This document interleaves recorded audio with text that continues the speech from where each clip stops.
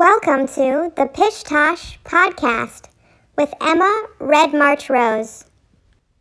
Thank you for listening as I share my interviews with students of the performing arts. Today I have my second guest named Jacques on the podcast, but he is the first guest from North Carolina. This is recorded in North Carolina on my visit just a few weeks ago, and I had so much fun talking to Jacques because he is actually a very good friend of mine, and on top of that, he is an actor, director, producer, business owner, engineer, U.S. Army veteran. He is so much, and I am so excited to have him on the show. I hope everyone enjoys. Also, just a quick note, Jack decided that it would be a good idea for us to improvise all of the commercials on this week's podcast, so I hope you enjoy. You didn't even push go, you son of a bitch. Is the button pushed? I've pushed the button. Okay, so I can go now? Yeah. Okay, cool. I pushed the... I don't remember the melody, so this is going to be rough. Okay, ready? Okay. I wrote this song for you. Okay. Hey, you want to know some facts about a group or a team or some one-man acts? Things like leprechauns and cereal, how gingers are inferior and how to spruce up your interiors. Things like politics and heretics, parents who can eat a dick. That's right, I mean you, Rick. I hate you, you're not my real dad. Well, then strap on your strap-ons and anything that straps on, buckle up and be cautious. This might make you nauseous. Seriously, just sit down. That frown will soon be upside down. The show is just about to start with Emma Red March at the heart. This is the Pish Tosh podcast. Oh my God! That's what I wrote for you. I love that. Thank you. Oh, that's fantastic. Thank you so much. You're welcome. Oh my God. Oh. So now you owe me 13 cents per episode. Oh shit. Mm-hmm. It's North Carolina, so can I just do it on like an episode by episode basis? I don't know how long this is going to be forever. on. Wow. Not just your episodes of your just show. like once a week? Every episode of everything. Oh my gosh. So if I ever get like a TV show or like that's some 13 cents. Whoa. Yeah, anyways. What if I switch over and quit, professional acting and start, well, I guess it's professional performance, and just start stripping? Do I have to give you like 13 every cents episode a show? Yeah. And if you do like 9 shows a night, that's an episode. That's episodic stripping. Well, can I lie? I mean, you can do it standing, lying, sideways, I don't care. Still, my 13 cents is a must. Bitch better have my money. Oh man, thank you so much. I cannot wait to like dissect that song later because there's so much gold in there. There's so much in there. That's the first time I'm hearing this song. Oh my gosh. I'm with my dear friend, Jacques Belliveau. Yes. Jacques Belliveau. There you go. Yep. And just so your viewers know, could you explain that I'm not an actual deer? Like. Oh, you're right. Yeah. Okay. Oh. I guess, they can't see. They can't see that, that you're not a deer. I guess, was it a buck? Is that what it's called? No, I don't want any Venezuelanists. Ah. Because that are racist against me. Anyways, yes, I'm excited to be here. Yeah. The Pish Tosh podcast. Pish Tosh podcast. And just before you say anything, Pish Tosh podcast, Pish Tosh podcast, Pish Tosh podcast. I'm a fan, so I listen. I feel like I know. you said it in a British accent I did. a little bit. I wanted to spruce it up so the next person after me would feel like shit for not doing it, putting a flair on it. Well, I feel like they're going to anyway because you're a little bit more seasoned than when it comes to podcasts than my other interviewees have been because you had your own podcast. I did. You had like what, 1 or 2 episodes? 1 or 2, 67, something like that. 67 episodes. I don't know. So. And that was through your company, Comics at Fault? Yes, Comics at Fault. See, okay, I do know a few things about him. Some of these questions will be for the listeners' benefit. Jack and I go way back to 2 years. Well, hold on. Let's explain. My name is also Jack. I'm Jacques and I'm very Jack. Confused. Yeah. So you got the first name and the middle name and the last name. Yes. My full legal name is Jacques Laurie Jefferson Danger Belliveau Jr. But I go by Jack because people in the South are lightly cultured. We are, and that's how I like it. It's all right. Yeah, I like it. Yeah. We're seasoned. Yes. Lightly. You've said that twice now. That we're seasoned? I guess seasoning is going to be the I'm a little hungry. theme of the I'm going to be episode. honest. It's okay. I'm a little hungry. Okay. Oh, I need to remember to eat before these, and then wait a half an hour. Yes, so you don't cramp. That's right. That's right. Yes. So, you did a podcast called Comics at Fault. Yes, I did. What are some of the other comic productions that you've made? You made the podcast? I made the podcast. Then I did the Stand Up Against MS fundraiser for the National MS Society. This is all through Comics at Fault. All through Comics at Fault. And then I had the Comics at Fault variety show basically, where I did stand-up comedy shows, up and down the East Coast mostly, that usually included like a musical guest or whatnot. And then my friends who were sad that they weren't real comedians, so I was like, okay, you can be on my show. And one of those friends was who? It was you. Oh man! Yes, yeah. Thank you so much. You're welcome. Jack actually gave me my start in stand-up comedy. Jack and I, Jack hosts a weekly open mic night at a fabulous thrift store in Salisbury. Yes. Called Lost and Found. Yeah. And every Thursday night from 9 to 11, he hosts with his ukulele and his positivity an open mic night, and you forgot the dashing good looks and the beard, but we'll whatever. So did you. No, I'm just kidding. I can be more of a dick to Jack because we're friends. It's all right. We're friends. And so I started going to this open mic night and really enjoying everything, and you were so encouraging. I'd say you're a huge part of the reason that I started singing on stage. So if anybody's upset about that, they can talk to this guy. Exactly. So anybody in the history who has said that bullying is bad, I'm just saying, now you have a podcast to listen to because of it. That's right. Right. That's good. Peer pressure and bullying. Exactly. That's why I'm in stand-up. Yeah. That's why I sing my little songs. Exactly. Wonderful. You're welcome. I know. Yeah, thank you for real, though. And thanks for being on the show today. I know you're a very busy man. You've got a project actually in the works right now. I do. That's pretty exciting. Would you like to elaborate on it? So I'm building this kayak my spare bedroom currently. Is that what you want me to elaborate on? I think is Gary Busey helping you build the kayak? Oh no, he's not. He's helping you with the other project. He's the other project. You want to talk about that guy? Okay. Yes. So yes, I am producing my first feature film that I wrote. I know, right? Audience. Yeah. Is that what that is? Yeah, there's a button, but I like mine. Yeah, I like yours better. Like, oh my God, whoa, go, take your shirt off. Whistles. Free bird. Yeah. So yeah, it's a feature film called Reggie. I wrote it based on my stand-up comedy, and it's semi-autobiographical. Ooh. I know, right? Yeah. Big words. You're a librarian. You should know that one. I did. I have to diagnose it in my mind, though. Okay. Semi like truck. Yes. Auto like truck. Yes. Biographical like truck. Like made from Earth. Yes. Bio. Yeah. Yes. Biographical. Yeah. Exactly. Perfect. So yeah, it's a feature-length film, my first one ever. Not the first one I've written, but the first one I've actually... No, you've written quite a few scripts, and I have had the honor of reading some of them. Let's make this about me. Let's make it about you. No, but I really appreciate that you've let me in on some of these, because I love reading your scripts. They're interesting. They're fantastic. I wrote it not this last April, but the April that happened before this last April.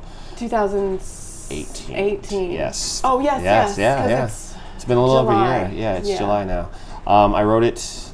I was at the gym. I was pumping the weights, Of course you were. The irons. You have to preface it with that. Yes. And I was like, no, actually, I'm going to take a moment and just plug that too. What? Jack is also on top of, you really are building a kayak. Yeah, I am. Some of this is bullshit. Yeah. Some of this is you're actually doing these things because of the hyperactivity. Yeah. Like, because you can't not. Like, I'm sorry, I just don't want to make it sound like you're too cool. So I have to give you like reasons why you're doing these things, but you're building a kayak. Yes. You were a personal trainer, fitness man for a long time. 6 years. 6 years. And I actually started again last week. Can you even count how many like 5Ks and mud runs? And 256 mud runs. And he's also good at math. I was an engineer.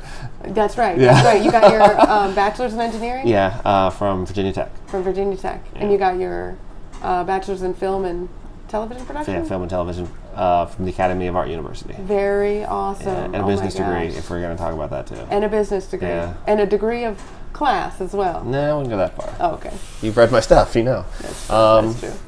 Anyway, so I was at the gym because that's usually how I would decompress or whatever. That's right. And I had a show that night. And I do this stand-up comedy bit that you've seen. I don't think you've ever laughed at it, but you've seen it. No. Yeah, basically where it's like 12 minutes of me talking about wanting a future and wife and kids. That's right. About and if I can't have that, I want a farm full of miniature horses. That's right. One or the other. Yeah, and then I go into about how miniature horses can be registered as therapy animals, and then I get it down on all fours and I make my. I saw there's a video out there as well. If you follow the Reggie Film at the Reggie Instagram Film and on Facebook. On Facebook. Please follow them and share. It's there's so much gold on there and so much backstory. You can kind of feel like I do in a way. This is going to be today's post. like that. Really? I'm being interviewed, and then the day it comes out, it's going to be the post on that day. Too. Oh my gosh, that's wonderful! It's going to be great. Oh, the Pish podcast is going to be featured on the Reggie Forum. Yes, something like that. Reggie Film Forum. Yeah, on yeah. Instagram. There's too many F's. That is. But so I was working out, and I was going over my material for that night. I had a show in Cornelius, and I heard a song for the first time by a artist named Spose. Fantastic. Ryan Peters is his real name, but he goes by man. Spose. He's a hip hop artist out of Maine, and he just released an album. Isn't he the king of Maine? Yeah, he is the king of Maine. Oh, wow. Yes. Yeah, pretty sure. I don't think he's been overthrown. He's got all the white castles under his domain. So you're singing a royal hymn? Yeah, a royal hymn, basically. He made an album called Humans, which he wrote and produced it in 24 hours with his friends. Oh my gosh, Yes. that's impressive. I know, right? And there's a track on there called "Where Would I Be Without You" that features Sarah Violette, and she's got an amazingly bassy, bluesy, soulful voice that just makes me want to hug a guitar. Yes. Right? Absolutely. And so I heard that song for the first time while I was working out, and I don't know what about that song just inspired me. It hit me in a way that I went and did my show. After that show, I went home and I wrote the entire first draft of Reggie that night. I think the first draft was 60-some pages or something. And then, most of the time, I have this thing where I think I'm a piece of shit and everything that I do is just shit. And then I just, rip it up and I'm like, oh, fuck this. Yes. But that night, I wrote it. I was like, oh, that's not all shit. And I knew if I didn't send it out at that exact moment to studios or whatever, I would never send it. So I did send it out to a bunch of studios, got some feedback. They wanted to buy it from me, but I wanted to go all Sylvester Stallone on them and not have to sell my dog. I don't know if you know that story, but if you don't, this is not going to make any sense to you. So anyways, I'm not going to sell my dog because I don't have a dog, but I would sell my metaphorical dog to get this made. So I would not accept a deal unless I was directing it, starring in it, and had full creative control. The big dogs did not want that. So I decided to go local, and I found a studio called 6 Foot Kitten here local in Salisbury, who have never done a feature film. They do a lot of corporate work and whatnot. Does it bother you that I'm talking with my hands a lot? My best friend's Cuban, so that's what I do. I think that I'm enjoying it. I'm watching your hands and I'm listening, so I'm that's two things, Jack. So I can't also give you any feedback or input. Okay. I'm just dazzled by and you're trying to breathe too. Yeah. Yeah, I'm not doing a great job at that either. You're breathing on your mouth. If you've been listening for the past 2 months, I'm slowly dying. Yeah. It's just basically the... Exactly. Yeah. So I hired a 6 Foot Kitten, and so I'm making the movie on my terms, financing it myself. So I have complete creative control, and my best friend Ariella, she's the Cuban I was referencing. She's on board as one of the producers. I don't know if your listeners know this, but Emma Rose is featured in this film as well. Yes, in several ways, actually. Tomorrow you'll be playing my mother. Yeah, absolutely. In a flashback. Jack and I favor. Yes. Except that I've smoked so many cigarettes that I look like I could be his You're 60. mother. Yeah, exactly. Yeah. Even though you are 5 years younger than me, 6 years younger than me. 7. I'll go with 6. So she'll be playing my mother in a flashback sequence. That's right. And also I'm honored. Yeah. No, you're Emma. I'm honored Belliveau. That's what I call your mom. Oh, okay. That's in the movie, you'd be honored Champer. Oh, that's right. Yeah, that's right. Last name Champer. Yeah, honored Champer. Also, the Chambrian. Yes, the Chambrian. You also did one of the paintings that is featured in my apartment in the movie. What's that painting called? It's called 3 fucking astronauts. Yeah. And it's not 3 astronauts. It's not 3 astronauts fucking, just so everybody knows. Oh, wow. Why did it take me that long to think that? I know, right? I guess when you say things in a certain context, you don't even think about it. Exactly. Sounding any different. No, it's not 3. No. Banging astronauts. I mean, they're banging, but they're not banging. Thank you. Yes. And then also there's a theme throughout the movie of a certain scene that I won't spoil for you, but Emma did the paintings that are representative of that theme throughout as well. 4 separate paintings that are featured throughout the movie. It's pretty cool. I had a great time doing it. Yeah, it was pretty cool. I love the opportunity. Jack's been a great friend in that he's given me so many opportunities to do the things that I love so much. Not only has he helped me start up doing some stand-up and give me feedback when I wrote some things, very much, we write in similar ways. It's a lot of self-deprecation. Oh, yeah. And then frantic all-nighters of writing, and then burning or ripping up what the final production is. But fortunately, I've held on to some things and let Jack take a look at them. And he's given me some great feedback. You don't hold back. I'm sure you do. No, I don't. A little bit, but because you're generous and kind. But you've given me a lot of great feedback and given me an opportunity to get on stage, do stand up. Also, speaking of the physical fitness, you helped me fucking learn how to lift weights and learn how to box. Yeah. Also. Forgot about that. And you're going to teach me how to drive a stick shift one day. Yeah. That's something that it's on my list of teach me this, Jack. I got you. Yes. I got you. I like teaching people things. Yes.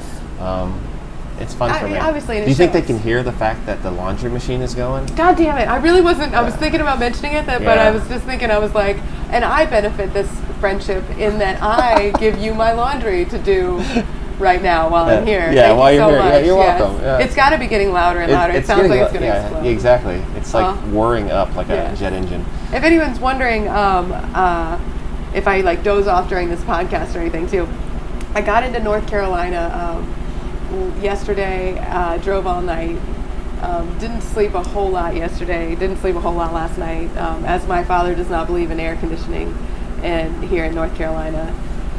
So it was a long, hot, sweaty night of trying to install a window unit, and my dad smokes cigarettes in the house and also is a huge collector of dust in his home, so I'm staying awake and I'm washing my clothes so they don't smell like my dad.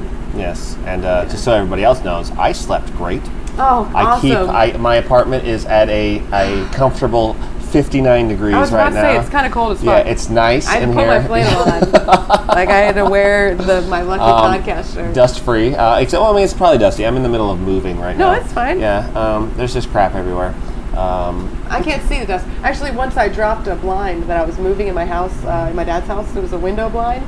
I dropped it, and the dust that arose from just dropping this blind. It deuced it up. It did. I'm pretty sure there was a genie at one point that appeared from the dust, but then it disappeared again because it couldn't stand it. It was coughing. Yeah. I actually had to run outside. Yeah. So anyway, there's lots of reasons that Emma moved to Chicago, and I'm being reminded of them in the last 24 hours. So, as I was saying, Jack taught me how to do a push-up also. Yeah. Taught me how to do a pull-up. I want to say pull-up, but I never did it. Pull-up. I never really did it. Squats. Yeah. Crunches. Fuck squats, man. No, I like them now. But in the beginning that was not so much fun. Encouraged me to go to jiu-jitsu, which I loved. Yeah. That's nice, man. And you gave me an opportunity with this movie. I really, really appreciate it.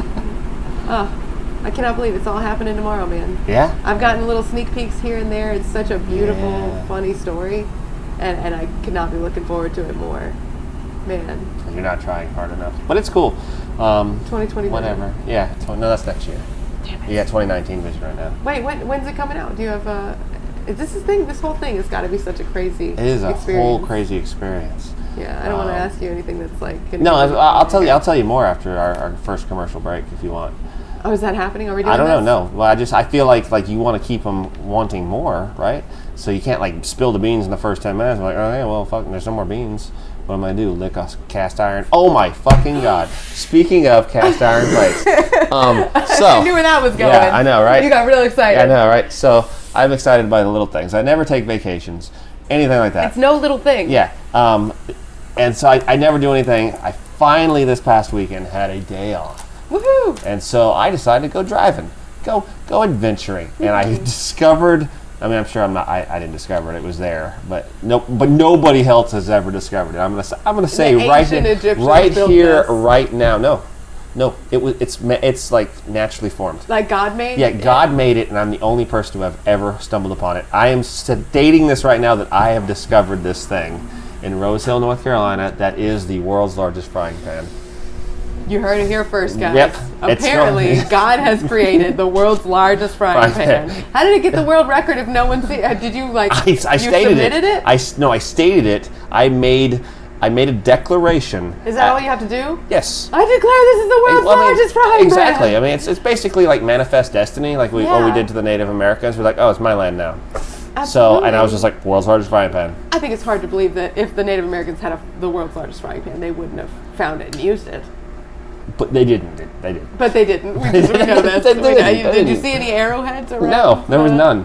There was no sign of life at all. So. In the whole town. In the whole town. Yeah. Yeah. It was just dead. That's right. Silent Rose Hill. Mm-hmm. That's right. Yeah, it was crazy. Oh my God. But that happened Sunday. Like like this is a brand new discovery. Like, then scientists need to hop on this. Oh my God. That's all I'm saying. That's exciting. The possibilities are endless. And they are endless. And they are large. Fajitas? Yeah, fajitas. They'd be like the size of blankets. Yeah, no, it's 15 feet. 15 It's 15 feet. Oh my God. That's diameter. That's like a California king. Yeah. No, they're like 6 feet tall at most. Oh my God. I mean, just because they're kings doesn't mean they're like giants. Especially in California. I mean, they're like all vegans and shit. How do they decide who's king? What? I thought there was the world's largest person became king. No, you have to get all the way to the other side of the country and they king you. Oh, do you have to like jump over? No, you can, but I mean, it's not necessary. Sometimes you can just get over there by yourself. That's exciting. Yeah. And then when you become king, you become taller, but I you don't think become... you're going to have to check on this, and I'm going to have to check on this. No. So we're going to be... It's science. Checkers. Yeah, exactly. Yeah. We'll look into it on this commercial break. Yes. All right, thanks for being here. Yeah, no problem. I would...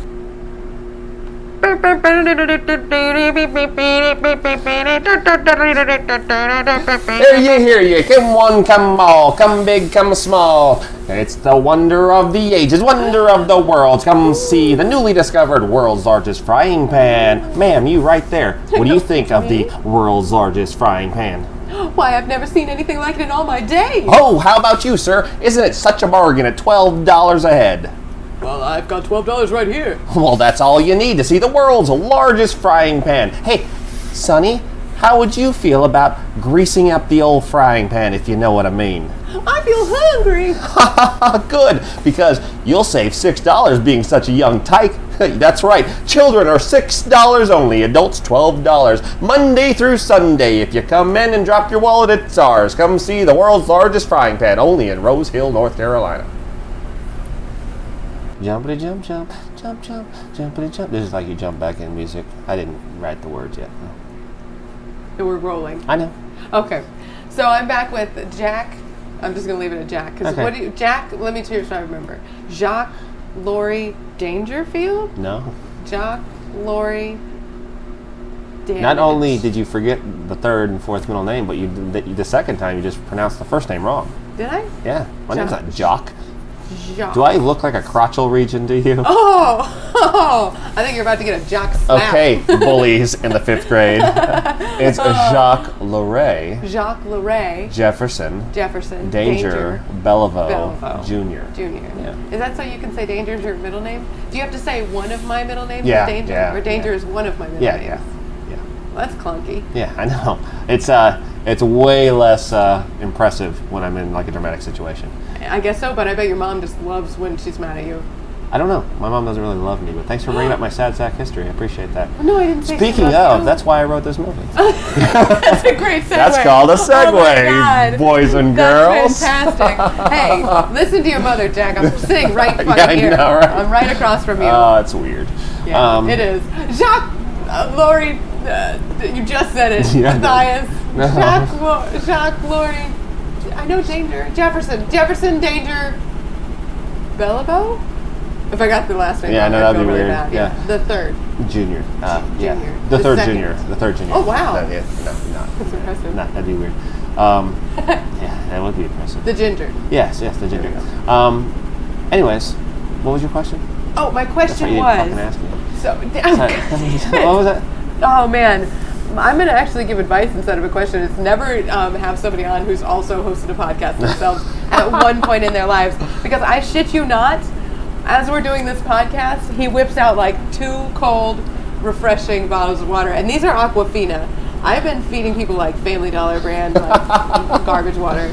No offense, Family Dollar, but You're not a water people. Yeah. Aquafina, they know what they're doing. Yeah, exactly. So you provided the water for the episode and the laundry services. Yes, and the table, and the coffee, and the chairs, and the facility. You did not provide the coffee. You're right. The gracious people at Coco Java in downtown God. Salisbury, North Carolina did. I even remembered so the much. shout out that you were going to do earlier. There's a list. There's a list somewhere that Sorry. I've lost it, and I swear it existed. I know. That's okay. So Coco Java, they provided me with a free cup of coffee They today. did? It was so wonderful being back in their beautiful facility. It's my favorite coffee shop in all of the land. Mine too. Oh, All of the lands. all of the lands. Like Yeah, all multiple. of life, not and just like one. I'd say all the waters as well. Ooh, I wouldn't go that far. Maybe not the Aquafina. Yeah, I mean, look, Aquafina has the best water. Yeah, you got to church it up a little bit. That's right. Preach. Yeah. Oh, man. Okay, so I did ask you a question. Not out loud, but I'm going to repeat it out loud. Okay, please do. I said, well, what made you want to write a movie like this here, Jack? That's my question. your inner voice? That's how So I think question. Your inner voice is an old-timey version of yourself. Mixed with the father from that movie with the horse. No, he's not a horse, he's a dog. And his son meets that woman. Oh, man. Lethal Weapon? Close. Oh. It's cartoon, though. Oh. He goes, well, gosh, Max. Yeah, you're talking about Mickey Mouse. Land Before Time. That's right. Yeah. And the mom dies and a sharp tooth gets her. Yeah. Yeah. Are there any other cartoons where the mom dies? No. Every Let's move on. single. Let's not get There's sad. none. Let's not get There's sad. none of Okay. them. Yeah, They all make Anyways, me cry. So what made me write Reggie? Okay. Yeah, what so, made you write Reggie? So Reggie is what I describe as a millennial depression comedy. Oh. Yeah, I know, right? Catchy, right? It's a is. zinger. I like it. Because it's mental health centric. It's based. It touches on depression, anxiety, anger, loss, ADHD, OCD. I've felt all of those things in the last 15 minutes of doing this podcast with you. Me too. I mean, Get out of your house. So, yeah, exactly. I will. Like, this podcast has been worse, nipple bleeding wise, than a marathon that I've run before. My bad. Yeah, I'm just saying, my nips are bleeding. Not happy blood either. Anyways, so it's I've struggled a lot with all this stuff. Band-Aids. Yes. Oh, you mean the anxiety and the... Yeah. Well, mostly anxiety, depression, and all that garbage that goes with it. Most people would say, like, I've known you for, what, 3-4 years? Yeah, I think we met like 100 years ago. Yeah, we met for Your the first time brother 100 and years. my brother went to school. No, I don't have a brother. I won't even say what I just saw. I want to. But I'm Oh not my gonna do God! it. Yeah. I bet I walked in the coffee shop like that. You did. It's okay. In case anybody's wondering, Emma's got this mortified look on her face because she just discovered something about herself that she doesn't want me to say out loud, and I won't because I respect her like that. Anyways. My bra was on my head. Yes, it was. Oh. As like a hair tie or something. I used my bra as a hair tie. I didn't even realize what it was until you just undid your hair. I forgot to pack any headbands. So when I got in the shower, I used my brassiere as a headband, as it is small and stretchy. Oh man, but I left it up there. Yeah. Apparently. Yeah, it happens. In the coffee shop. It happens. No, I couldn't tell it was a bra. Oh my God, I bet that's why they gave me a free coffee. They probably thought, you have a challenging day. You look challenged. Yes, exactly. Let's not make it worse. We're making her count money. Drooling on yourself or something. Oh my God. Anyways. Well, I'm going to go this in the laundry if that's cool. Yeah, whatever you want to do. Since they're all here. Yeah. So we've known each other on and, I met you years ago. The girl I was dating at the time was real good friends with your brother and his wife. Yeah, I think because she was homeschooled as well. Yeah, she was homeschooled as well. Yeah, we all know each other in small towns. Exactly. We're homeschooled like that. And so I was dating her, and she was the photographer. Anyway, I went to the wedding for your brother and whatnot. I was there. Yeah, I know. That's when I met you. That was a great wedding. I was just saying that. I don't remember most of it. 5 stars out of 5. 5 out of 5. Yeah. But then I actually got to know you like 3 years ago. 2 years. Yeah. You started coming to open mic and stuff. Yeah. Yeah. 2. Yeah, I like don't know. 2 years ago. It'll be 3. It'll be 3. Oh, well, next year. Yeah. Once it's not 2 anymore, it'll be 3. Yeah. Anyways, so in that time, like I feel like it's fair to say that you know me, but you don't know me. right? 100%. 100%. Absolutely. And I find it very difficult. Yes, and it's very frustrating. I'm a very frustrating person to know. Yes. Because I don't 100%. let anybody know me. It always is outweighed by, the things that you teach and your generosity and your kindness and your humor. All that takes the focus off of me. Absolutely. I'm an expert at letting people focus on themselves without feeling selfish about it. That way they don't focus on me. So that way nobody been your greatest gift to me. That way nobody ever gets to actually know me, which is not a good thing. I know it's not a good thing. I've recognized that, but that's basically what this movie is about. Yes. It's about these depression issues, the anxiety issues, isolation, and cycles basically. Right. Just I like people to take away from it that there's more than one way to skin a cat. Basically, if you go to therapy and it works for you, great. If I go to therapy, it may not work for me. I may need to go, chop down a tree. Maybe that works for me. Maybe doing something else works for me. This mental health and the way to deal with it is very one size fits all right now. Right. And I don't like it at all. But I was like, talk to me about this even 2 years ago. I'm like, fuck, I don't need to talk to a therapist. I'm fine. Same here. You were a big, I want to say you were one of the big reasons that I went to therapy. But that doesn't cover that's fair. That's not exactly what I mean, of course. No, but you were very encouraging during that process. It took me 4 or 5 different therapists. Yeah. And just so many headaches in various ways. It's such a hard process, and you feel so alone in it. Anyone does, even if they don't feel like a social anxiety has anything to do with it. Yeah. And I don't know, I've been, like I said, 2 or 3 years ago, I'd have been like, no, I'm fine, can handle it on my own. I don't need anybody's help. It's only a flesh wound. Exactly. Basically, it's a flesh wound. I have some super glue, fill that bitch in, I'll be fine. And then, like everything else in life, things come to a head. And so I finally was like, maybe I should talk to somebody. And then I was like, I don't want to talk to anybody I actually know. Right. So, that's just dumb, right? Then they know you can't talk to anyone that knows you. Exactly. I don't because need. There aren't any. Exactly. Thanks. And plus, you don't want the people closest to you knowing your soft spots. That's right. That's how they get you. That's how hunting works. You shoot them in the soft spot, they go down.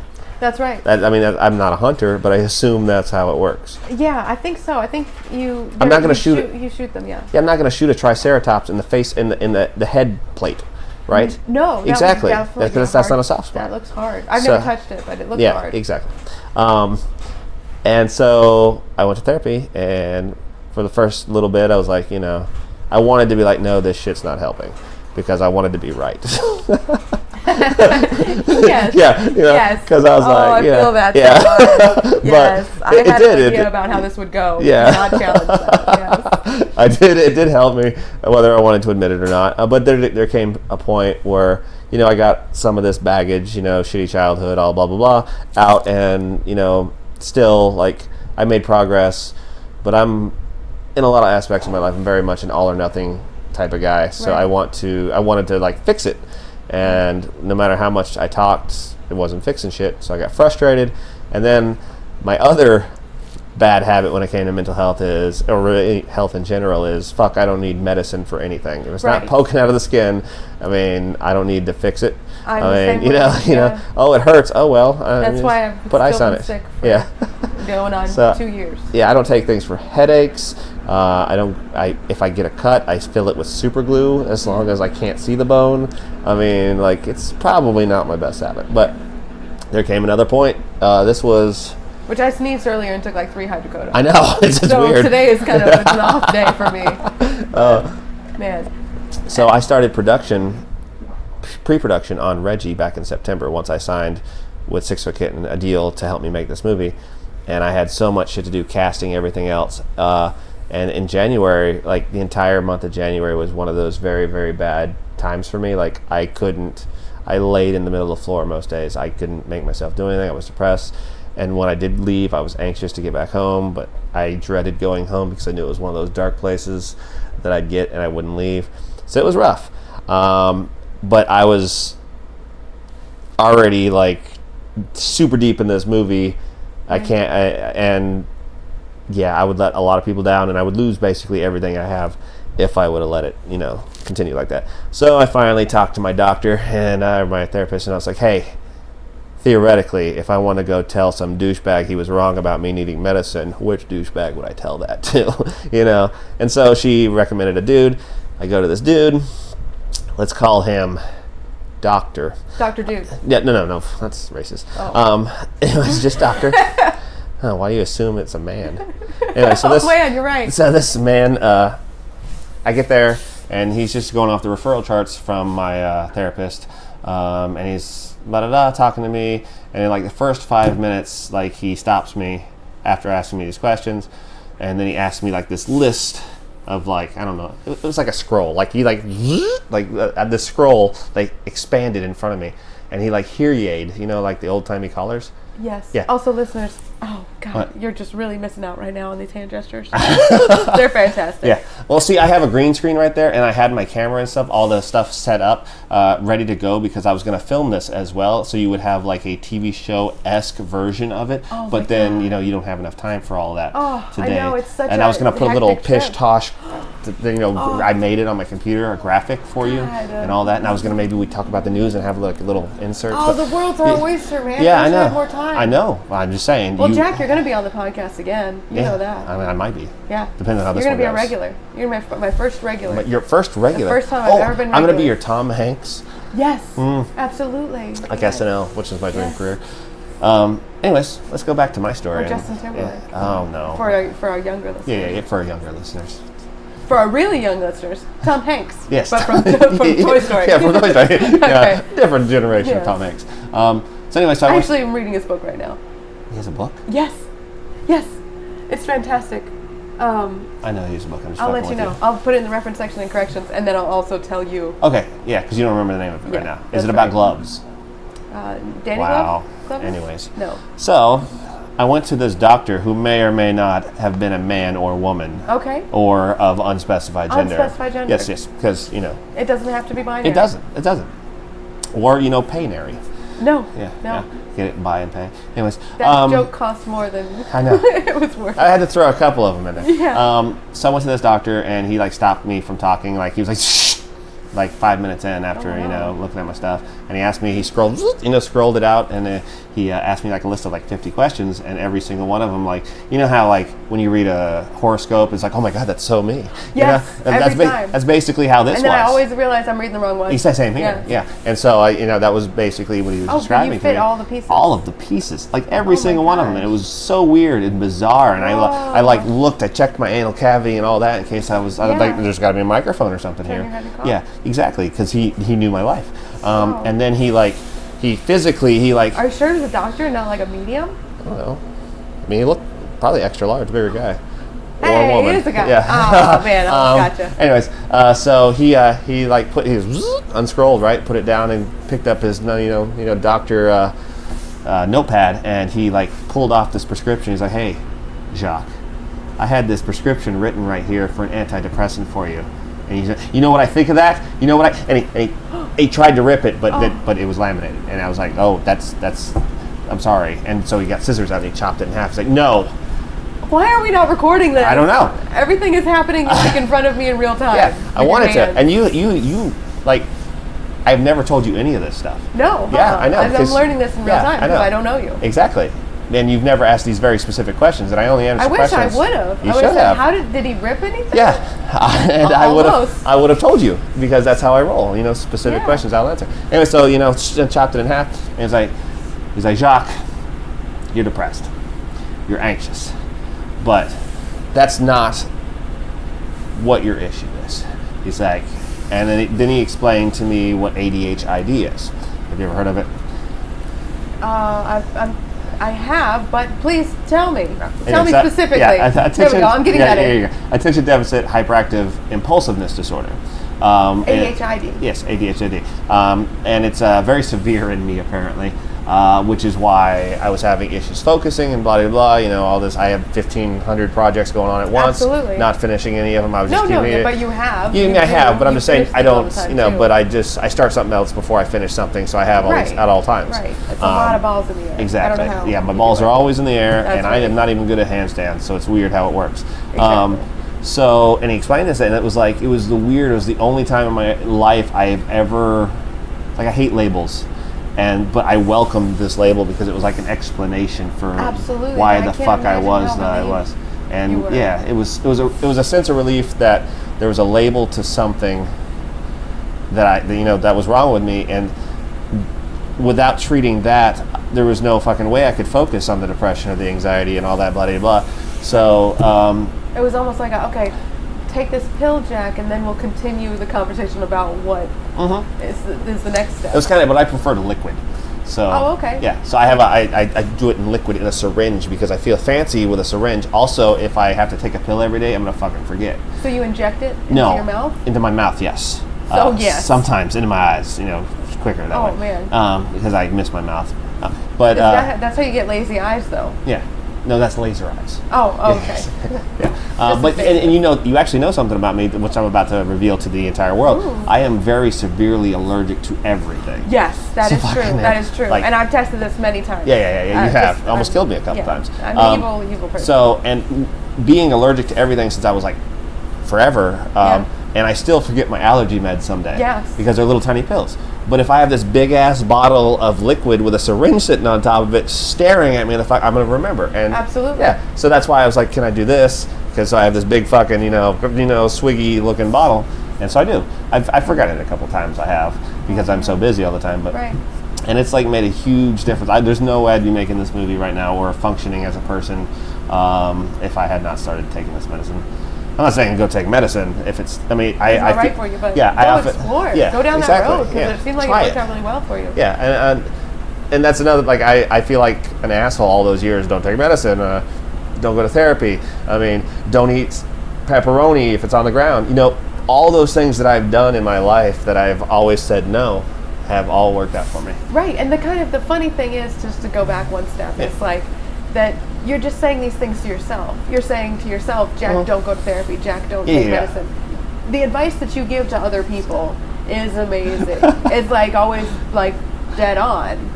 And I think we're similar in that way. And there's a quote, to quote my favorite band in the whole world, Oh, Blue great. October. Jimmy, oh Just- yeah, no.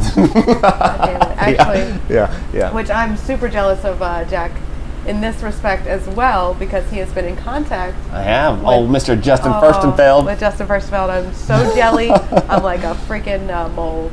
Like a jello mold is what I am. Just wiggling and... I would have said Jelly. jelly like a fish, but yeah, your joke's Well, fine that's too. not dangerous, Yeah, though. your joke's fine. Jelly like a fish. It's Damn my- it, that is better. Yeah.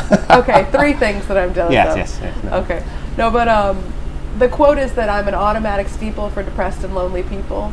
My heart, while in its cage, is used to give and not receive a thing. But the only funny thing is that I don't know how to give myself advice. That was a lot of words really fast. Yeah, but I got you. But yeah, it's basically saying that you can give other people advice, but when it comes to helping yourself, there for an array of reasons, more reasons than we have to go into on this show. Yeah. But basically, Well, if I'm going to be a regular, we can talk about it then. absolutely, I would Yeah, love to go yeah, into that. yeah. And just let's do a whole show devoted to like mental health, because it's a topic Yeah. that we both have been It's exploring. huge. I mean, I'm making a whole movie about it. I mean, you're writing a book about. Absolutely, about yeah. the impact of things that have had on your mental health. And Definitely. So much of it goes unconscious, and that's what makes it so interesting, I think, too. I mean, is that you're constantly discovering things about yourself. Yeah. But it's kind of neat. I mean, as your friend, seeing it from an outside perspective, the before and after, you've always been a good guy. Before and after the medicine was such a big difference, though. I could tell a difference that it did help you. And it didn't change you in any kind of negative way whatsoever, which was kind of my own bias that I feel when it comes to medication of this sort. So I'm always worried about it affecting people's personality. Right. But no, I feel like it just made you more comfortable in your own skin and like as a human being in ways that, I mean, I was relieved for you. That's true to a certain extent. Yeah. Like I've never been In comfortable. my opinion. Yeah. Now it's right. Now you can't argue about it. No, like I've never been comfortable in my own skin anyway. Just because I mean I don't really like who I am most days, and it's not because I can't jump fast or and run far. You can't jump fast. Yeah, I don't know. Whatever kids are doing these days. And it's not anything like specific that I can put my finger on. Like, oh, I hate this about myself. It's just like I have this overall sense of hate for myself. Yes. But now that I can focus that, whatever, focus my attention on myself and fixing myself, I can do things to make myself hate myself less, if that makes sense. That makes complete sense. Yeah, it's almost like opening up a door to finding an answer. Yeah. So, I mean, the medicine didn't, I'm fixed. No. But I can, instead of wallowing in, oh, fuck Jack, he sucks. Yeah, it's productive. It's like, yes, I have these negative feelings. I know why I have some of them. I don't know why I have other ones. I don't know why they happen when they happen. But now I can actually focus my efforts towards fixing them rather than just being a puddle of goo. So yeah, but thank you for noticing that things have changed. I mean, you didn't notice my fucking haircut, but you notice when I take medicine. It's been like 3 months. I assume there's been lots of haircuts. There has every week actually. Okay. How many? It's been like what, like 12 weeks? Mm-hmm. It's 12 haircuts. Nice haircut, nice haircut, nice haircut, nice haircut, nice haircut, nice haircut, nice haircut, nice haircut, nice haircut, nice haircut. That ninth one, they kind of fucked it up. Oh. So you look like shit, Jack. Yeah, no, there we go. Now 3 more. Nice haircut, nice haircut, nice haircut. There we go. Cool. Is that better? Yeah, I'm good with that. Okay, Thank cool. you. We're all caught up. Yeah, we're all caught up on the haircuts. So anyway, that all happened in January. I started on the meds. I started production on the movie as far as filming, like principal photography, March 18th. Yeah, no, and so exciting. It's been crazy. And I play the lead, Mitch. And everybody's like, oh, of course he fucking cast himself as the lead. Well, of course, like, why would you do this? Like, why else would you do it? Like, of course, like, anybody that says that, just look at it and be like, you wouldn't do that? I don't know. I'm a performer. That's what I want to fucking do. Exactly. I mean, I wrote it. Happy to do this. Yeah, It's like, exactly. And so I cast myself as lead. I'm also directing, producing, and I'm writing some of the music as well for the movie.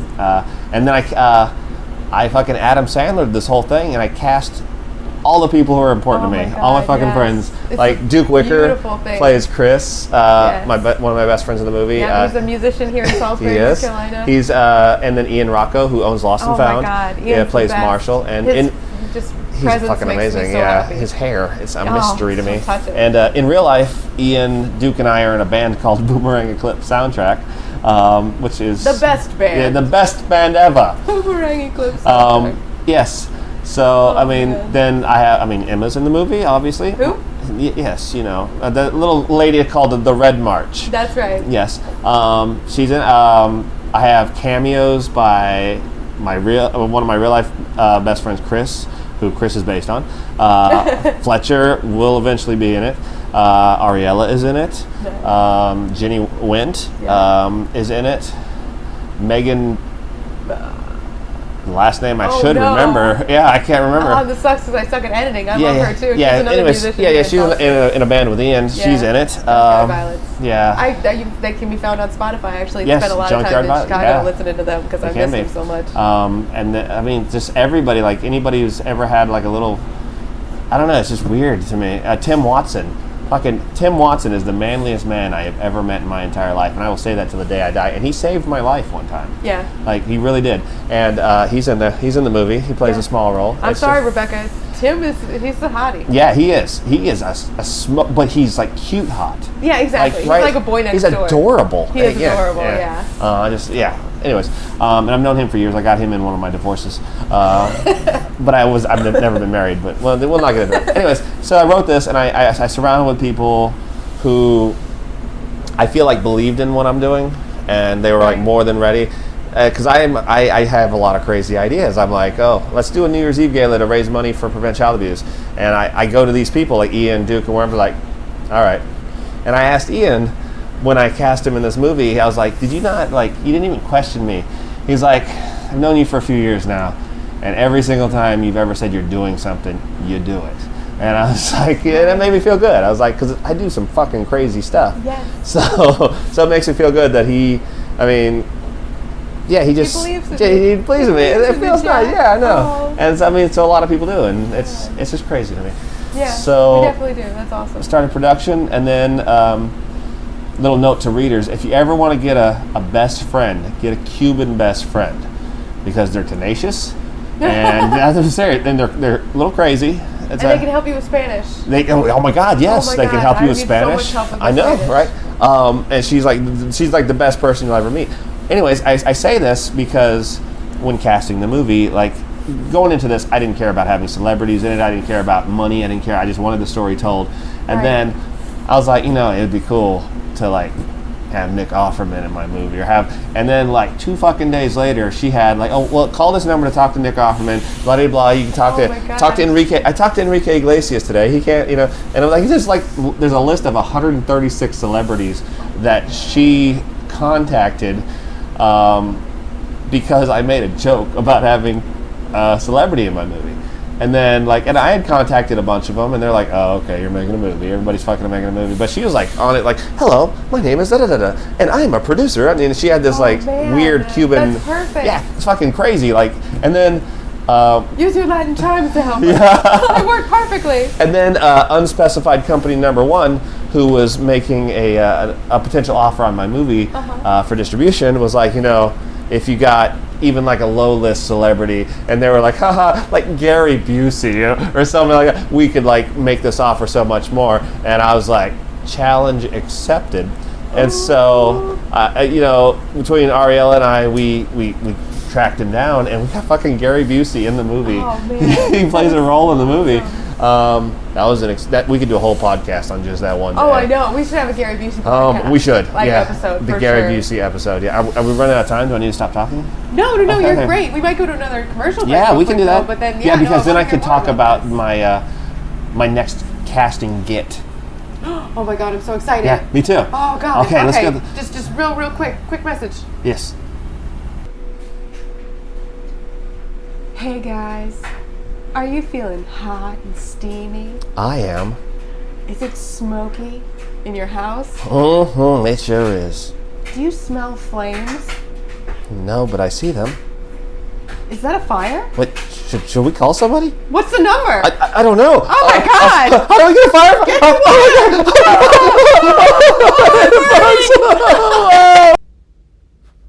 If you are experiencing inconvenient or uncontrollable flames in your home or place of business, call the helpful folks at your local fire department at 911. That number again is 911. Hey, Mom, can we go to the mini golf studio? No, we can't. What do you think I'm fucking made of, buddy? Mom, I'm sorry. Please don't hit me with your sandal again. Has this happened to you before? Yes. Have you been wanting to go play mini golf, but your mom said no? More than anything in the world. I know, right? It's unfair, isn't it? Yeah. Us kids today have to stick together. And instead of staying inside and playing video games all day, we want to have some active movement on a real miniature golf course, right? No, last time my mom brought me to the golf course, she beat me with a club.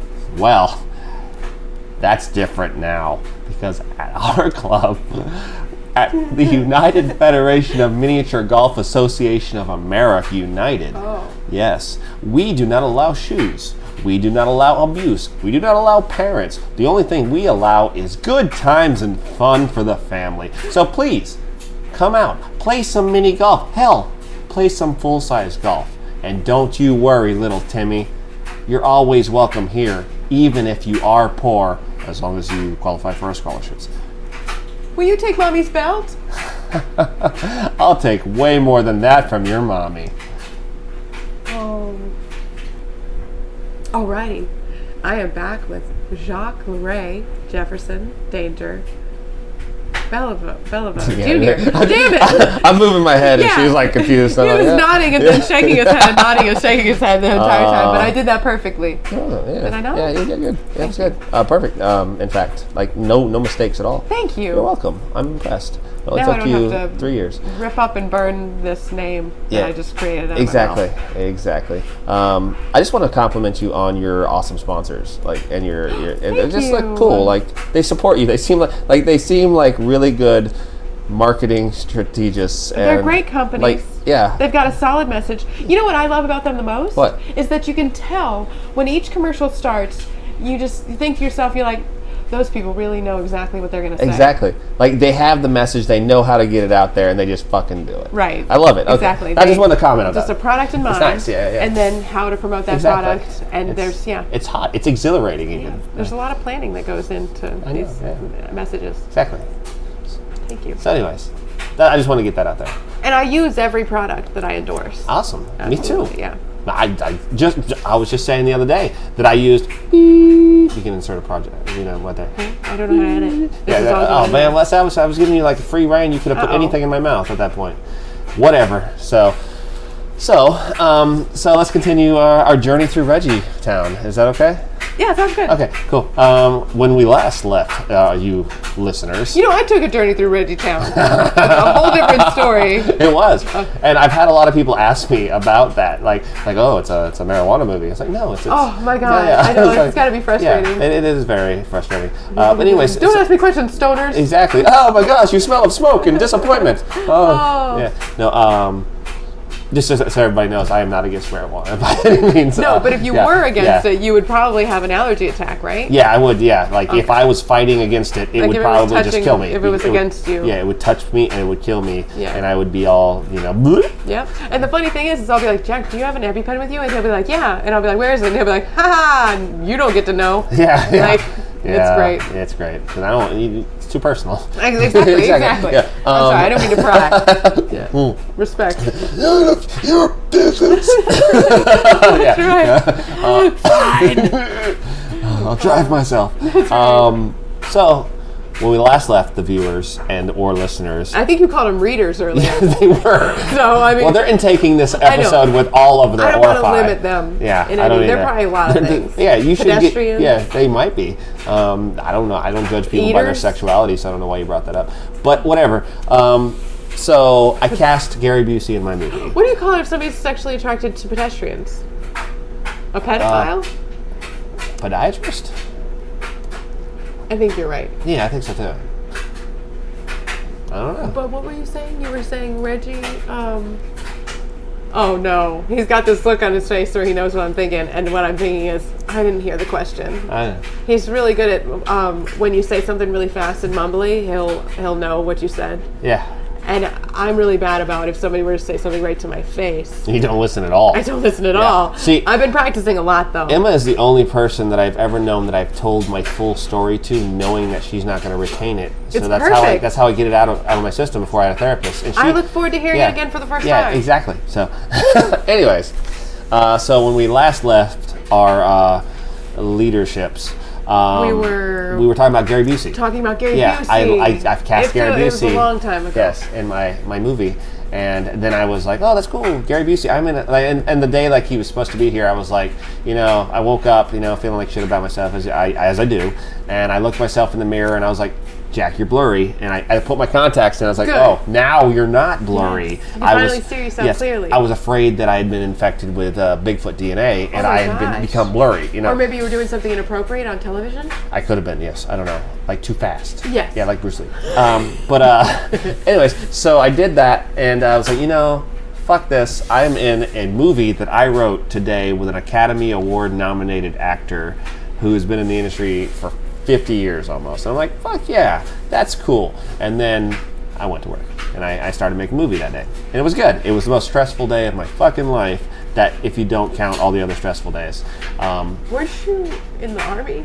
Let's not talk about that, okay? Oh, okay. Let's put this into perspective. It was the most stressful day of my life. Yeah, most stressful day of my life. Okay. Up until that point, that was on that day. Okay, yeah. Yeah, okay. So, I was super excited. Gary Busey, I grew up watching Lethal Weapon, Under Siege, Gumball Rally. I grew up watching him on the Fire Stick commercials, as I am much younger than you. Was he on Fire Stick commercials? Yeah, Amazon Fire TV stick. Really? Yeah. That's weird. It was beautiful work. He was in Point Break, too. And also Point Break. Yeah. I think more people would know him from the Fire Stick commercial. No, I'm kidding. Point Break. He's been in a lot of wonderful, amazing movies. Holy crap. Over 100 movies. Yeah. Wow. Yeah, that's crazy. That's impressive. And he's crazy. He is fucking crazy, in real life. Yeah. But as soon as I called action, he was on it. Professional. Super professional. Oh. He'd look at my cameraman. He's like, what do you got on there? Wow. 35 millimeter. And without, he'd say 35 millimeter, 50 millimeter. He knew exactly where the edge of the frame was. Oh my God. He just walked out and he was right there on the edge. He knows his shit. It's crazy. That's amazing. Then he almost burned down the barn, but he knew where to stand. Yeah. Okay. Right. Yeah. Away from the fire. Yeah, exactly. There were firefighters. Yeah. True story, but we're going to do a whole Gary Busey podcast. Yes, exactly. I'll tell you all the stories. We absolutely are. The ones I can. Maybe Anyways, I'll try to get him on as well. Yeah, I have his phone number right now. Oh my God. And his wife. You have his wife right now? Yeah, and her phone number. So I was super excited about that. But yeah, it was cool to have Gary Busey. But like I had reached out to these other people that had like a special meaning to me. And Gary Busey did. I mean, he was in like the first rated R movie I ever watched. That was pretty cool. Ooh, you always remember your first. Yes, exactly. It was Lethal Weapon. Nice. Yeah, good stuff. Mr. Which Joshua. one was Hannibal. Nice. That's weird. That explains a lot. That's weird. So, and then I wanted to cast another small role or whatever. So, Spose, who wrote the song "Where Would I Be Without You" that inspired me to write all this, I was like, fuck it. It's always, my thing in life is it's always a no unless you ask. Right. Always. 100%. No matter what it is. Like, hey, ma'am, can I have your car for a bank heist? No. Okay. Well, it was already a no, but I asked, Absolutely. Hey, Spose, will you be in my movie? Yes. And he fucking said yes. Oh Yeah. my God, right? that's not a no. Yeah, I know. It would have been a no if yeah, you didn't ask. it was like the exact opposite of a no that Oh my it was God. already before I said, hey, will you? Wow. And Yeah. you know what they say? No does not mean yes. Exactly. That's great. And that, even in Australia, where everything's like backwards and upside down, no, it's still no. Wait. Yeah. So he agreed to be in my movie. Oh my God. Without having read the script, I just basically was like, we were like, hey, you inspired me to do this. You're awesome. We love your music. Do you want to be in my movie? And he's like, yeah. Can you sing that part in "Where Would I Be Without You"? Which part? You know which part I mean. Do you want to sing it together? Where it kind of goes up a little bit in pitch. Oh, right at the chorus. Yeah, right at the chorus when it starts. We'd have to start it first. Earlier? People I'm all stopped up. gang props to me. They put on my records and get lost with me. They don't know quite what it cost to me. I'm a little stopped I up. don't wanna say, where would I be without you? Yes, Yeah, that that's part. my favorite part. Yeah, me too. And I always have to do my hand like that. Yeah, exactly. Yeah. It looked like you were catching like a fly. Yeah, exactly. And then shaking Like, but with my pinky up because I'm Like British a when I do it. fancy Yeah, one. exactly. Fancy. Yeah. So I love that song, and he said yes, and so Oh, man. and so Dream come true. Yeah, well, it really was. I mean, and I was a little nervous. It was like you work with like your heroes or whatever, and they say, "Oh, don't do that." man. But I had worked with fucking Gary Busey. How much Exactly, worse yeah, could it be, exactly. right? And with Gary Busey, I had to have like security, a car pick him man. up, and all that. So I had all this. Like, I know how to deal with celebrities. Yeah. So I was like, "Hey, Spose, I'll have Well, a car that's pick right, you yeah. up. I'll have security for you." And he was like, "Hey, man, can I just rent a car and meet you somewhere?" Oh, my And I'm God. like, "Yeah." Hell yeah. So I met him in Greensboro. You didn't have a carriage? Huh? No, he did not. Oh. No. I don't think carry-ons were allowed on that plane. Oh, that makes Yeah, sense. yeah. So I bought his plane ticket. He got here. He got his car, and he met for dinner. And he was like, hey, he was super chill, super awesome.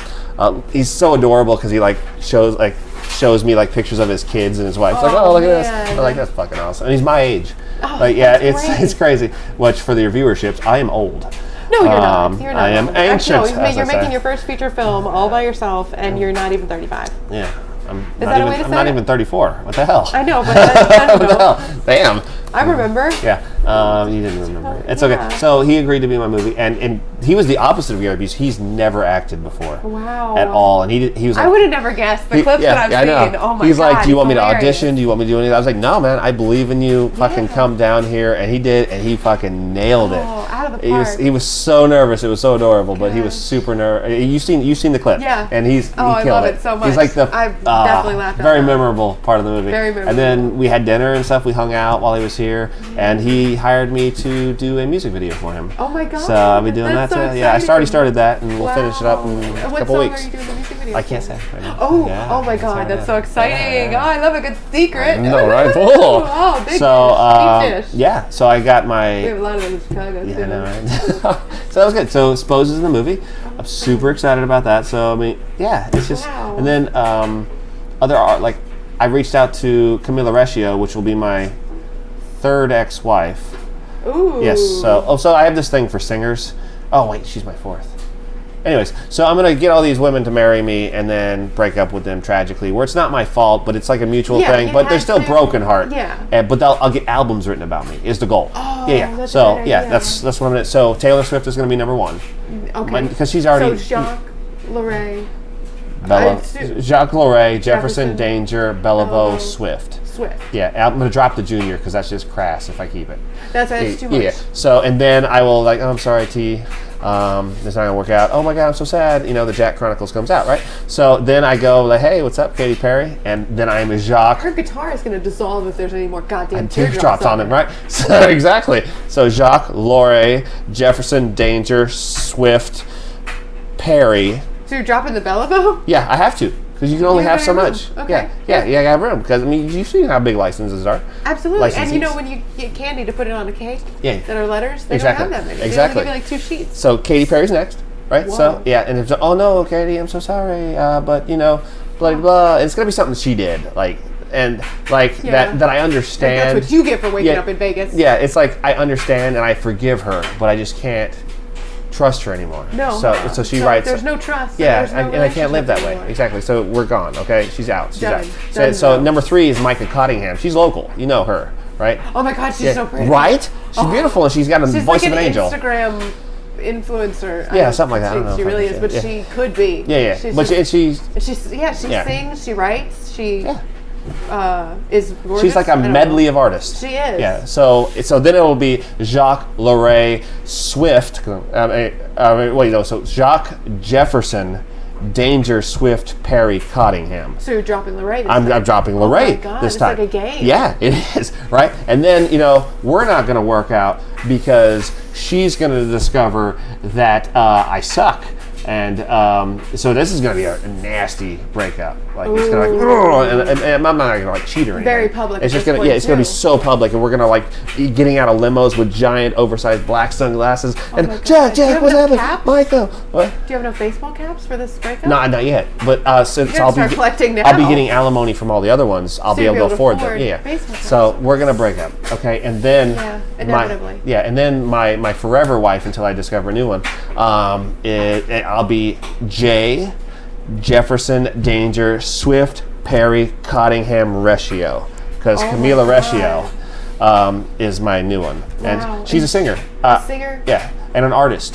She's contributed artwork to the movie. Wow. Yeah. And she's done songs in collaboration with Watsky. Watsky. Yeah. Spose.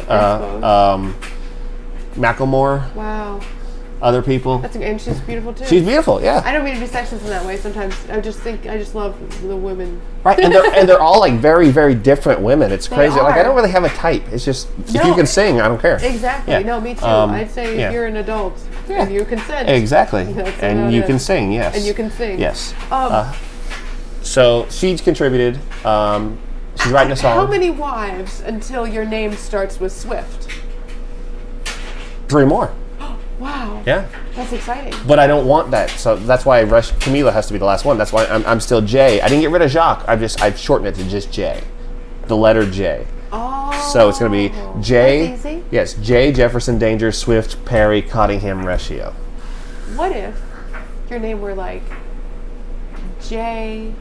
Abrams, Cottingham with a K. And then it came full circle and your name was Jack again. That'd be cool. That would be cool. What happens, okay, here's another scenario. What happens if your horse movie works so well that it heals you and you're able to be in a stable relationship?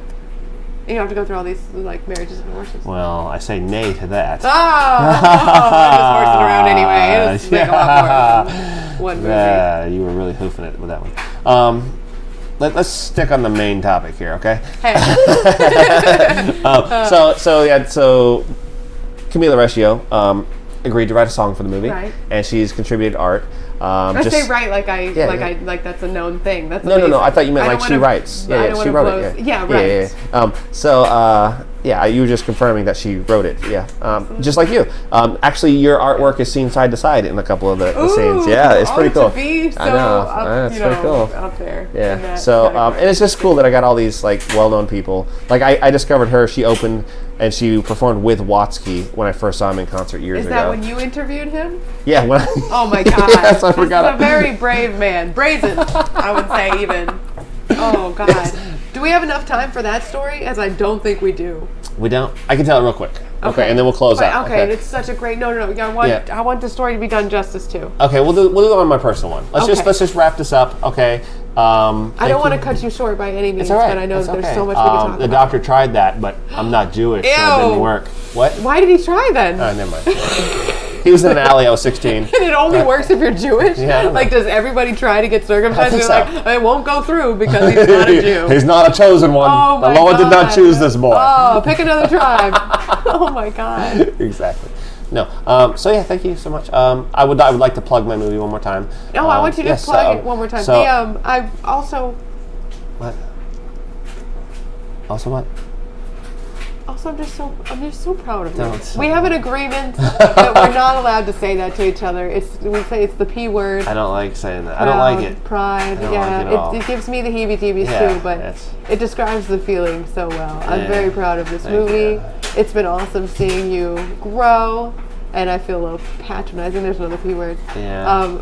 But it feels patronizing. It feels horrible, like right now. Like I hate you. I want to punch you in the face with a skunk's carcass. Okay. I don't really. I take all of this back. No, See, this is why I insult you so much. I find that you find it more comfortable. I do. I really do. It's like, come on, hit me with a beer bottle or something. Absolutely. Cat of nine tails. Yeah. We're similar in that way, too. You must love me. Absolutely. I'm going to leave for 30 years and then not call me. Healthy. Healthy relationships. So thank you so much. That's an awesome show. I appreciate you. Lovely facility you have. The Thank water you. was Thank great. You, I know. Thank you. And the coffee. I appreciate that. The chairs are comfy. Yep. But yeah, make sure all your listeners follow the movie at the Reggie Film on the Instagram and the Facebook. And please like and share. Yeah, please like and share it. It's a delightful posts every day. I try. See them and they make me so happy. And it's a good. I feel like it's a good message, like to get out there, and I'm excited to share it with the world. It's a great message. I mean, just the fact that I feel like the character is so relatable. The main character, as in like, it feels like a human being just doing his best. I hope so. I hope all the characters come off and are relatable to somebody. Except for Kiwi. Oh, well, he's the most. But he doesn't come off as a human being. Yeah, no. He's a mini horse. Kiwi is the star. Yes. I'm a co-star. Like I am like nothing compared to this. Well, Kiwi's pretty amazing. You'll find out if you follow at the Reggie Film on Instagram and the it's Facebook. His debut. Exactly, his first ever feature film. We have that in common, and we have the same hair color. You do. So he's the same color as my beard. Anyway, so thank you, Emma, for having me on our first podcast of hopefully many together. Yes, I think so. I think you're going to be a regular on here. Every trip back to North Carolina, I'll come down south, and when I come to Chicago, on the show. And when you come to Chicago, you know what we should do? We should do an episode with me, you, and Corey, where it's just me and Corey talking about like inside jokes, and you feeling very uncomfortable because you don't know what he's going to tell me and what I'm going to tell him, and you're like sitting on pins and needles, like, oh my god, oh my god, like what? Oh god, well, what if they fucking talk about? Yeah, it's going to be great. Anyway, we're going to call that the Jackery. Oh my god! Episode because it's Jack and Corey combined. Jackery. That sounds terrible. Jackery on the Pish Tosh. Sorry. Corey, when you hear this, Jack is a terrible person with terrible ideas. Don't listen to him. No, Corey. Actually, that sounds like fun. I'm gonna be honest. I'm okay with it. Yeah. Not the embarrassing the shit out of me, but it'll be fine. too. I think that would be awesome. I'm on Team Corey at the moment, so me too. Yeah, no, I think that would be a really good idea because Corey is an improver too. Is he? Yeah, it'd be really entertaining. That's how we met. I like to make stuff up, but that's... You guys met in improv? In improv class, To improv yourselves? Yes. We were both into self-improvement.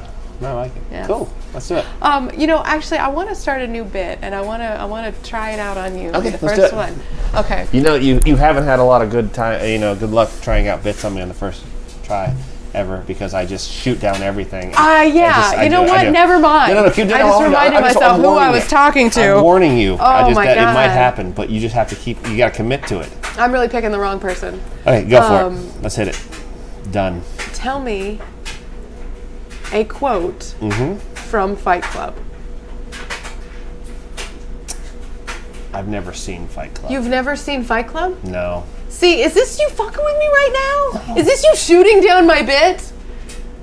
I've never seen. You promise? Fight Club. Yeah, you swear to God. Pinky swear me. Put your pinky in my pinky. I pinky swear that the story of Tyler Durden and the fact that we should not talk about Fight Club and Meatloaf dying. Oh, is that why you're not? Because you're following the rules so well? Exactly.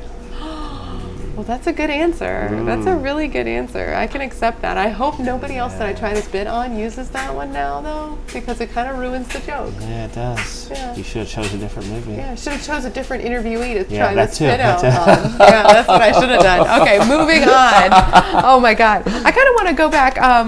We are wrapping up like a burrito, but I want to go back to something that we talked about earlier about why the movie is being made, because of the feelings of, isolation and anxiety, depression, things like that. And how in this day and age, it's so hard to reach out and feel comfortable enough to seek help when, you're not bleeding out. Right. And a lot of us wait until it's a life or death situation to actually make these improvements. But I was a little bit sexist earlier when I assumed the doctor you were speaking of was a man. But I'm going to point out that I do feel like it's especially hard for men, especially men who identify as fairly masculine, to be comfortable seeking out help when it comes to therapy or sharing their feelings, being vulnerable, and things like that. And I just think that's fascinating also. There's in Chicago some groups that I've heard about recently, the Mankind Project. There's also a group that meets once a month called, I'm sure there's more meetings and everything, but Nonviolent Communication. Yeah. And it basically, they meet, and a lot of them are men's group, a lot of them are men or women. Right. And they talk about their feelings, they talk about empathy, and they talk about how to improve their relationships and communicate better. I mean, I just think that's fascinating. I agree. I think it's something, like, to me, it's not like, it's not a feminine masculinity. Man, it's not that. That's not it for me. But I agree with you that I do see like lots of tendencies in you as a person that are like overtly masculine. Like what?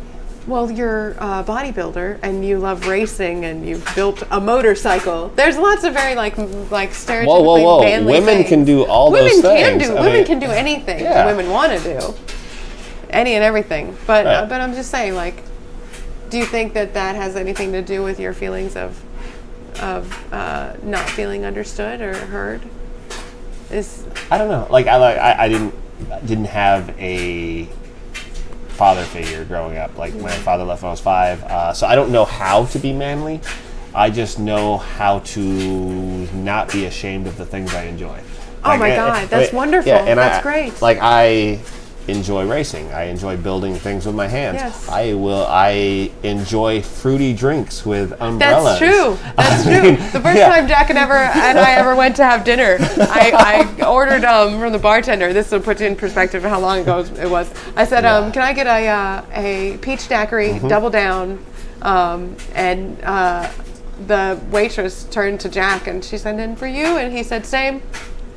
No reaction. He just nothing. So nonchalant, and it was hilarious the look on the waitress's face, and she just looked at me like, "What?" Yeah. Brings out this pink drink. Oh, it was amazing. With a beautiful straw. Yeah. Oh yeah. It's the most. It was like a curvaceous cup. Yes. So much whipped cream. Yeah. And a cherry on top. Yeah, it was. I just enjoy what I like. I mean, you've seen me perform before. I mean, I'll get up on stage and put a dress and a wig on. Oh my God, I know. And you're not ashamed of that at all. They're costumes. Exactly. You have more costumes than anyone I've ever met. I had enough costumes in this apartment to costume the entire movie. That's over 60 costumes. Oh my God, that's amazing. I've been lucky enough to try on a couple of these costumes for various reasons. I'm also a huge fan of costumes. Yes. So I don't know. Like I said, I don't know what. I mean, I understand like Rambo. Oh, you got to be ripped and shoot guns. That sort of masculinity. I understand. I don't partake in that. And just like I grew up with a million sisters. That's right. And a mom, and so it's a household of women. I hate locker room talk. I hate guys in general. Oh yeah, and a lot of your friendships have been with women. You are friends with men. I have some male friends, but most of my closer friendships have been all female because I get along with them more, and I don't know. It's weird. But so it could play a role, and I just don't know it, or if I do know it, like deep down, I just don't want to admit it. Yeah, like we talked about. This is just the very first steps. I have such a long road ahead of me, and so do you, as far as our own mental health and learning more about ourselves. And I'm just so happy that we've made steps down this road. Yeah, me too. Yeah, we're on the path. Yeah. So yeah, It's all about the climb. Exactly. But I don't consciously go and build a canoe because I'm like, oh, manly. Yes, I don't. It's not like then I'll be a man. Then I'll be a man. Let's get down to business. No, I build a canoe because like I would like to be on water without being in the water. That's a good, yeah. That's my thought process, and I would like, and I focus and I build something with my hands, and that just calms me. Absolutely. Yeah, I don't feel particularly feminine, and I never really have. But recently I've allowed myself to start enjoying the color pink. Because I love pink.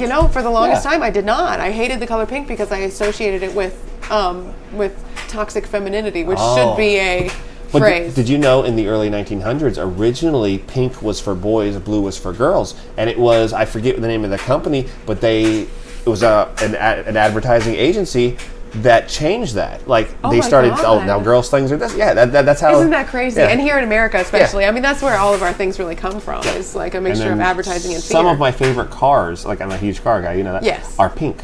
Like there's you get a 57 Thunderbird in a color called coral, which is pink. I love coral. Beautiful. Yeah. I fucking love it. A 59 Cadillac would be pink if I had it. Oh my god. Anyways, Pepto-Bismol has saved my life. That's right. Mine too. Exactly. Mine too. So I'm just nausea, heartburn, indigestion. Yeah. Oh, the masculine. whole works. I'm not against masculinity. Everything in moderation. Right. Like I think it's cool. And also being true to yourself. Like what you said. The exactly. point is that you like what you like without feeling shame. Exactly. Like I mean. You've been in the car with me when I've blasted Pat Benatar or Taylor Swift. Yeah. I just sang at the top of my fucking lungs. Absolutely. Windows down. I roll up next to some guy in a big truck. Do I turn the radio down? No. No, you never do. Yeah, exactly. Yeah. I mean, yes, it's just liking what I like. I don't care. I feel like I've grown up and been friends with a lot of dudes throughout my life, and so I feel like I have this mentality of like, whatever, fuck it. Yeah. I talk like a garbage. Sometimes you cuss worse than I do. I do. I'm so sorry. Yeah, and I don't care. What did I do when I drove past you today? You flipped me up and then laughed hysterically. It was great. It was so funny though. But I don't know. Yeah, just I don't know. I've never really thought about it, but now I will think about it. Good. I hope you think about it enough so that we have a decent conversation about it on the next time you're on the podcast, man. Do you want to say something funny, maybe, to like end it on a funny note? No, I've thought about saying things funny before, but I just don't think I ever will. Yeah, good point. It never works out for you. Yeah. Okay, so since we started this episode with your potentially new theme song, I'm gonna thank you so much again. On the I'm outro. ready. I'm ready to hear it again. But this time, I'll hear it 1,000 million times. Last time it was more of a poppy rap. It was. Now I'm gonna do it in a different genre in case you didn't get the feel for it. Okay. Is it soft jazz? No. So, are you ready? I'm ready. Thank you again. Thank you so much. Thank you. High five. High five. Okay, we're going to end with this song. Yeah, okay. So, let me get all my thank yous out. I appreciate the water. I appreciate the time, the energy, the positivity. I appreciate the washing machine and the dryer. And I appreciate the coffee, Cocoa Java. Yeah. I appreciate you hosting at Lost and Found here in Salisbury, North Carolina. I appreciate Salisbury, North Carolina. No, my appreciation knows no bounds, so I'm just going to cut it off here. I appreciate everything. Yeah, I appreciate everything. Yeah. Thanksgiving. Tom Hanksgiving. Exactly. Okay. Good? Yeah. Okay, cool. We're gonna outro now. Okay, we're gonna outro. I'm not. I'm bad at goodbyes. I'm like not ready. Cool. Okay. All right. Go. Hey you want to know some facts about a group or a team or some one-man acts? Things like leprechauns and cereal, how gingers are inferior and to spruce up your interiors. Things like politics and heretics and parents who can eat a dick. That's right, I mean you, Rick. I hate you. You are not my real dad. Well, then strap on your strap-ons and anything that straps on. Buckle up, be cautious, this just might make you nauseous. Seriously, just sit down. That frown will soon be upside down. The show is just about to end with Emma Red March at the heart. This is the Pish Tosh Podcast.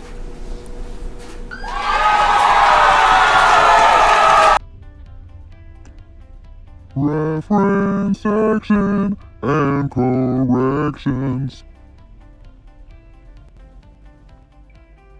Alrighty. I'm gonna start this reference section and corrections out with least important to most important. That might not be actually accurate, but I gotta start somewhere, right? The movie that I was trying to think of, the cartoon, is the Goofy movie, and I don't know how I forgot that because that's a great movie. At no point were Jack's nipples bleeding that I know of during this interview. Him and my brother took a class together 100 years ago in college, and not his brother and my brother, because he has no brothers. Semi-autobiographical doesn't have anything to do with trucks. It actually means dealing partly with the writer's own life, but also containing fictional elements.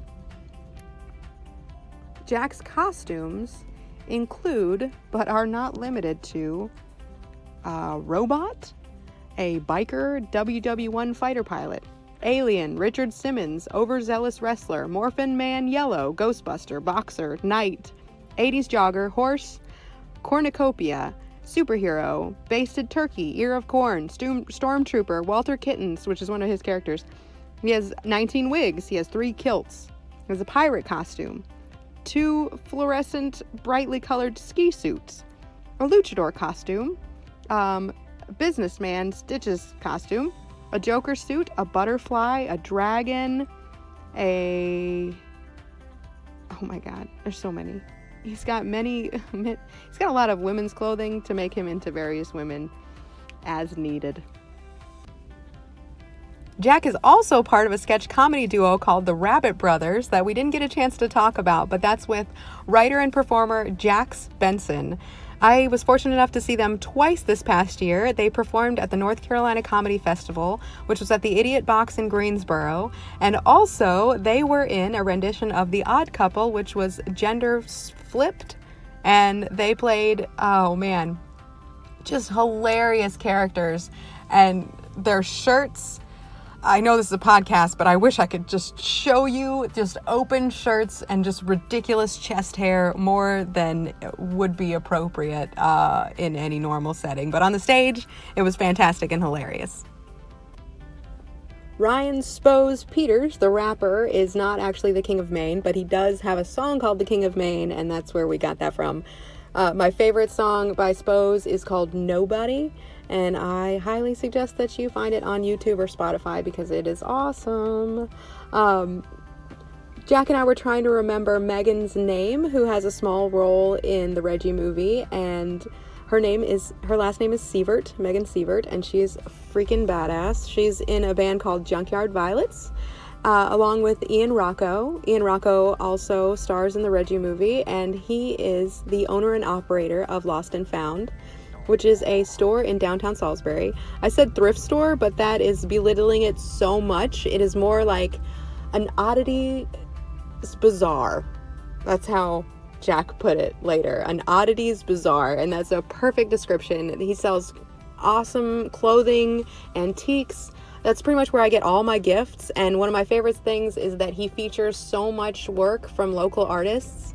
Actually, I have a needlepoint from them that says Pizza Slut. Also, as you can tell, Jack does a lot of things. I had to double check and see if he's really done 256 mud runs, which are like obstacle courses with mud. And he has, and that does not include the 5Ks and 3Ks and other marathons and agility tournaments and Highland games that he's participated in. He created Comics at Fault that he talked about, which is his comedy company, where he did the podcast, he did variety shows, he did fundraisers, and you can find out some of that stuff and hear podcasts, watch videos on the Comics at Fault Facebook page. Half Calf Productions is the production company that he's using to create Reggie. And I was honored to have been able to do his logo for Half Calf Productions. I've had a little bit of experience with graphic design, and so that was an awesome project. I also assisted with the Half Calf Productions website, so check that out at halfcalfproductions.com. Definitely like and share and follow the Reggie film on Instagram and Facebook, because if for no other reason, you get to see the most adorable mini horse on a regular basis. Kiwi is the freaking cutest. 6 Foot Kitten is the production company in Salisbury that is doing the filming for the Reggie film. You can find them on Facebook, Instagram, and on YouTube. Also at their website, 6footkitten.com. And that's 6 like the number, not SIX. Jack mentioned in passing that he is in a band, Boomerang Eclipse Soundtrack, the best band, and that features Ian Rocco along with Duke Wicker, who is another Salisbury musician who I freaking love to listen to. And now I want to clear some things up. I made some comments about men, about me being kind of like a dude, and then comparing that, like saying that I don't care about stuff, or that I don't give a shit, or that I swear all the time, or that I'm gross. But that's just reinforcing stereotypes. I was just joking around. I definitely don't want to belittle men in that way and make it sound like masculinity is something dirty or bad in any way. And it takes many forms. Men can be anything that they want, and women can be anything they want, as long as they don't hurt themselves or hurt anyone else. That's something I believe in. Having said that, I looked into the whole pink for boys, blue for girls thing, and it's taken so many like convoluted twists and turns in America over the years. In like the early 19th century, babies were usually just dressed in white for practical reasons, because it was easy to just bleach their clothes. And then when babies started dressing in pastels, or I guess parents started dressing babies in pastels, I guess they didn't start dressing themselves, but it wasn't really gender specific. They just are usually in pastel colors. Then companies started assigning gender, and in the beginning they definitely assigned that gender as boys wearing pink and girls wearing blue. And it was interesting. I found a quote from an article in 1918 in Ladies' Home Journal that said, "The generally accepted rule is pink for the boys and blue for the girls. The reason is that pink, being a more decided and stronger color, is more suitable for the boy, while blue, which is more delicate and dainty, is prettier for the girl." And also a lot of U.S. stores, it was talked about in a 1927 Time magazine article, that stores like Best & Company and Hales in Cleveland and Marshall Field in Chicago told parents to dress boys in pink. It was kind of just an interesting thing. As the women's liberation movement kind of became a thing in the 60s and 70s, clothing styles became like more gender neutral for when it came to babies. But then with the advent of prenatal testing, like finding out if it's a boy or a girl in the mid 80s, parents were encouraged to like outfit their nursery in the quote unquote appropriate color. And then manufacturers, like what Jack said, pushed the fad too far, and they started influencing parents to believe that pink was the girl's color and blue was the boy's color. So it's interesting how we come to these conclusions, and then we're raised believing that there's some kind of like deeper meaning for this, and there's really just not. They're just colors. Anyway, I found this awesome infographic about men's mental health by Mental Health America, and I have the link to the infographic in the post here, so you can click on that and you can take a look. It's got some statistics about suicide rates for men. They are 4 times more likely than women to commit suicide. So it's not the most fun infographic, but I feel like it's really valuable information to absorb. So I strongly suggest you at least take a look at it. Infographics are the best because they take like sometimes boring statistics and they make them a little bit more interesting and a little bit more easy to absorb. Anyway, I mentioned briefly that there is a nonprofit organization called the Mankind Project, and I feel like they're doing a lot out there right now for men to be more vulnerable and more honest and open. I was looking at their website, mankindproject.org, and their vision is listed on there, and I'd like to tell you that. It says, "Our vision is a safe world where all men are brothers in relationship with one another, a world where conflicts are resolved peacefully, where torture, genocide, domestic violence, and senseless war are only entries in history books, where men are fully accountable and take responsibility for their decisions, where men stand tall and proud to be men, secure in their role and deeply committed to nurturing one another, their families, their communities, and their planet." So I don't know how you can argue with that. That sounds like a beautiful thing for us all to strive for. So these gender stereotypes can be really bad, with lack of a better word right now, for our society, but it's also, there's no easy answer right now to that break down those stereotypes. It's not as easy as giving a girl a ray gun or giving a boy My Little Pony to play with, because parents who have tried that, it kind of turns out that a lot of times the girls with the trucks will turn them into family units and the boys will play catch with the dolls. And there's other ways out there to kind of move us forward into being more comfortable with each other and being more comfortable with ourselves. It's been suggested that parents should consider buying toys such as Legos for girls, because that encourages the kind of visuospatial skill that it's linked to higher mathematic achievement, and maybe getting boys a pet, which would encourage boys to be more nurturing and patient. And so it's kind of like looking at what each gender has to work on and acting appropriately to manifest that. Having said all this, depression can definitely strike any gender. And if you're depressed, there's national helplines out there. I'm going to tell you one right now. And I'm also going to put it in the comments of this podcast in case anybody needs a place to reach out and doesn't feel comfortable reaching out to a friend or loved one. It's 1-800-662-HELP, which is 1-800-662-4357. It's also known as the Treatment Referral Routing Service. It's confidential, it's free, it's 24 hours a day, 365 days a year.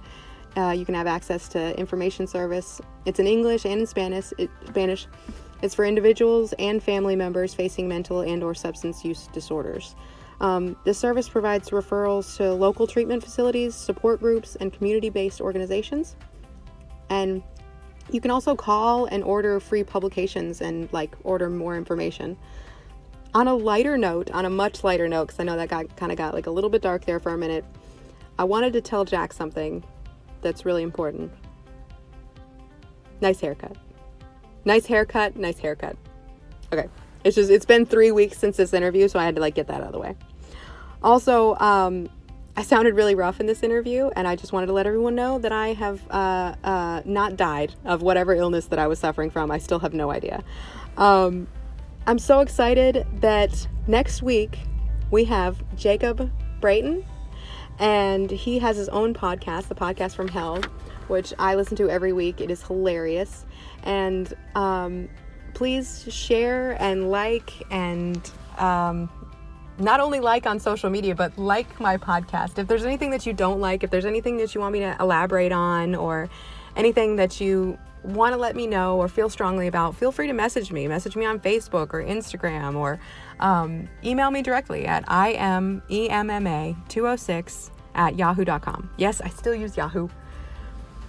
Anyway, I think that's all I have for you this week, and I really appreciate you listening. I feel like this was an important podcast, and I so appreciate Jack's ability to have this conversation with me. It's not an easy conversation to have about mental health and where we're at with our psychological growth, but it's important, and I encourage people out there to be having these conversations in whatever way that they're capable of. Good luck, everyone.